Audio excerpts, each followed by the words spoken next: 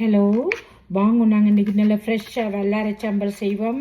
நல்ல கடையில் வாங்கின வெள்ளாரியை உப்பு தண்ணியில் நல்ல வடிவாக கழுவி போட்டு எல்லாமே ஒரே அடியாக அடுக்கி போட்டு தண்டோடு சேர்த்து அடுக்கி போட்டு நல்ல இறுக்கமாக பிடிச்சி வச்சுக்கொண்டு குட்டி குட்டியாக பொடியாக வெட்டி போட்டு பாருங்க, நல்ல ஃப்ரெஷ்ஷான ஒரு வெள்ளாரை சாம்பல் செய்கிறேன், காட்டுறேன் பாருங்கவா.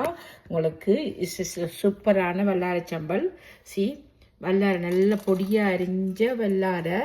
எப்போவுமே வெள்ளாரை நீங்கள் பச்சையாக சாப்பிடுங்கோ, அரிஞ்சு வச்சு. அது அவ்வளோ டேஸ்ட்டாக இருக்கும்.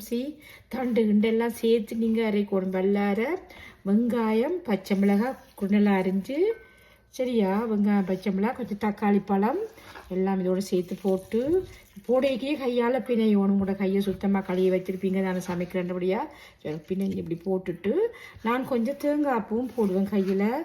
தேங்காய்ப்பூவும் போட்டுட்டு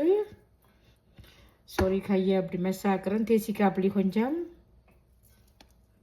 இன்னும் வெள்ளாரை சம்பல் நீங்கள் பச்சையாக தான் சாப்பிட வேணும். அப்போ நல்லா பொடியாக அரிஞ்சு சாப்பிடணும். ஏனண்டா எந்தெந்த மரக்கரையில் இப்படி சாப்பிடணுமென்று எங்களுக்கு இருக்குது. இதோடு சேர்த்து நான் இப்போ கொஞ்சம் மிளகு தூளும் கொஞ்சம் உப்பும் போட்டுட்டு நல்லா வடிவாக அப்படி பிணைஞ்சிட்டு தேசிக்காப்புளி, உப்பு, மிளகுத்தூள், வெங்காயம், பச்சை மிளகாய், கொஞ்சம் தேங்காய்ப்பூ சூப்பராக இருக்கும். இப்போ நான் கையை கழுவி போட்டு மிளகு உப்பும் போட போகிறேன் இந்த கையால். இப்போ ஒரு கையால் எடுத்து கொண்டிருக்கிறபடியா நீங்களும் இதே மாதிரி செய்து சாப்பிடுங்க. ஏனண்டா இது நீங்கள் அரைச்சி சாப்பிட்டீங்கன்னா அது டேஸ்ட்டு வேறு மாதிரி போயிடும். இப்படி ஃப்ரெஷ்ஷாக குட்டி பொடியாக வெட்டி போட்டு பாருங்க, ஆசையாக இருக்குன்னு ஒரு சாப்பிட சூப்பராக இருக்குது. நீங்களும் இதே மாதிரி செய்து சாப்பிடுங்கோ. இப்போ நான் இதுக்கு உப்பும் மிளகும் போட போகிறேன். தேங்க்யூ ஃபார் வாட்சிங். நான் ஒரு கையால் வீடியோ எடுக்கிறபடியா. Okay, sorry, thank you.